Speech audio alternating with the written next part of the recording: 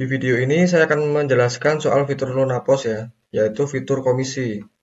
Ini saya akan mulai dari awal, yaitu mulai dari cara input produknya, kemudian cara setting komisinya.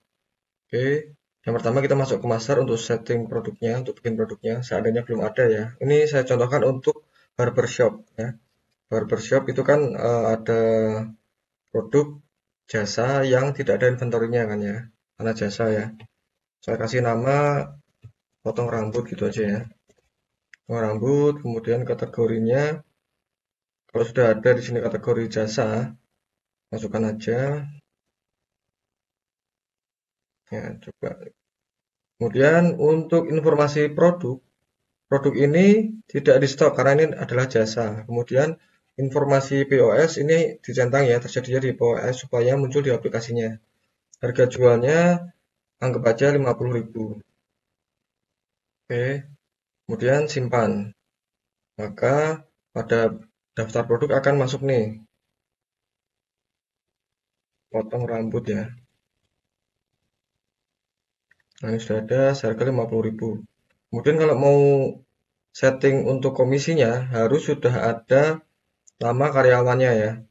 Nah, untuk karyawan juga kita bisa masukkan lewat master, kontak, karyawan.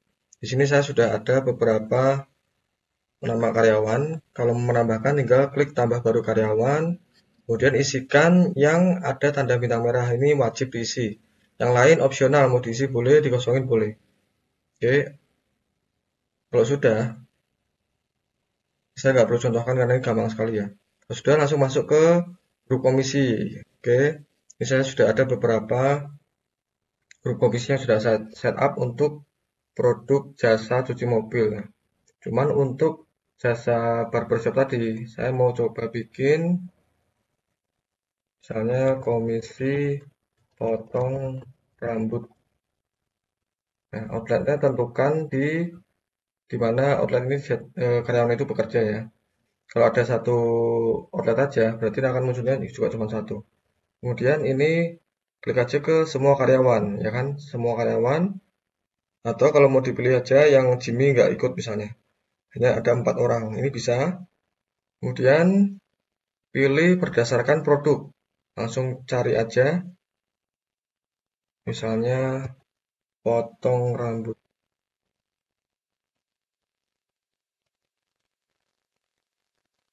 Oke. Nah ini ada opsi tipe komisi, ada flat, ada unique.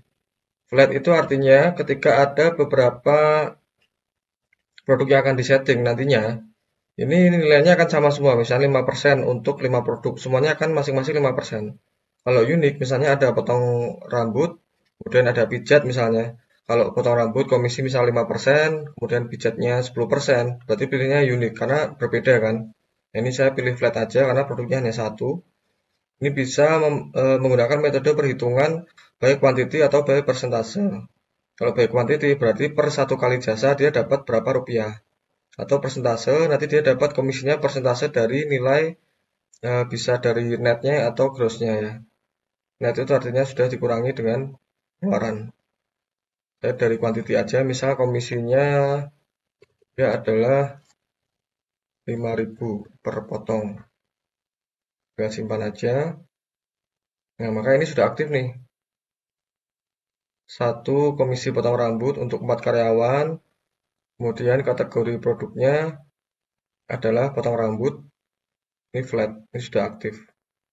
Nah, kemudian kita praktek untuk Oke, ini sekarang pada halaman tabletnya. Ini ada aplikasi POS yang digunakan pada Android-nya. Ketika sudah diinstal, kemudian login menggunakan email dan password, nanti akan muncul pada halaman ini ya. Sorry, harusnya muncul pada halaman ini. Nah, ini kita mau pilih outletnya. Kalau outletnya hanya satu, maka munculnya pilihannya hanya satu nih. Nah, ketika sudah login,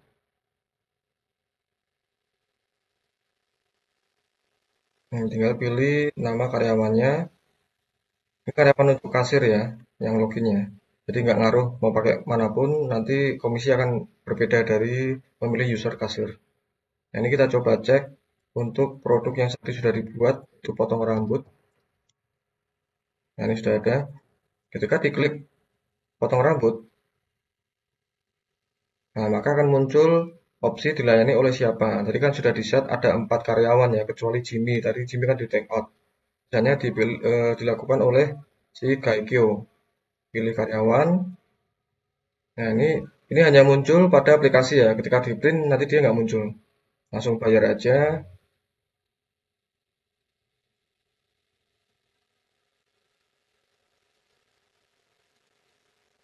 Ini sudah ada satu transaksi jasa potong rambut dilayani oleh Gaikyo. Kita cek pada dashboard, halaman dashboardnya ya.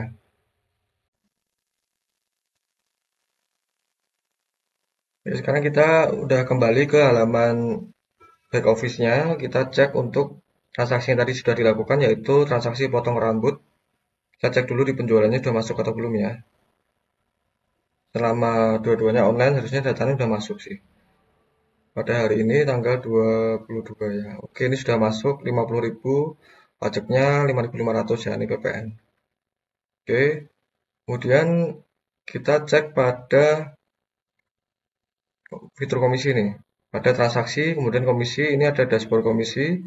Langsung kelihatan, dashboard komisi itu menghitung komisi ditampilkan per karyawan kayak gini. Ini bisa diekspor juga ke Excel. Kemudian lihat daftar komisi, kita bisa filter tanggalnya misalnya yang hari ini aja ya. Itu bisa.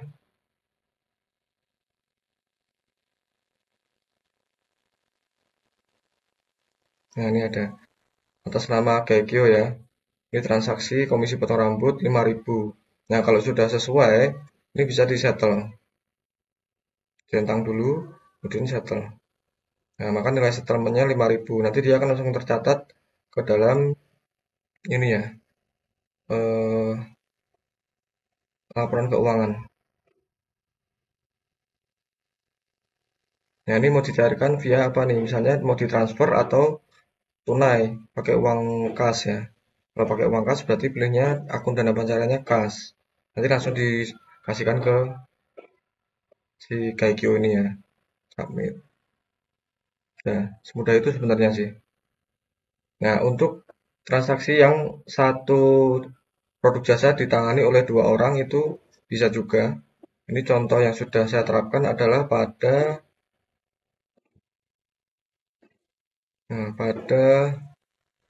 transaksi komisi cuci mobil. Nah, ini pada cuci mobil, ini ada transaksi dengan komisi 10.000 per cuci mobil. Kalau dihandle oleh satu orang itu akan mendapat 10.000. Seandainya dihandle oleh dua orang, maka akan dibagi rata. 10.000 dibagi dua orang, jadi 5.000 masing-masing. Nah, ini masih pending sih. Nah, ini tinggal saya settle aja.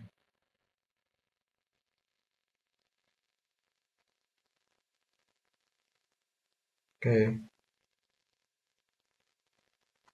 sampai di situ ya penjelasannya. Ini cukup panjang. Sebenarnya fitur yang sangat sederhana sih, cuman sangat jarang sekali ada fitur seperti ini.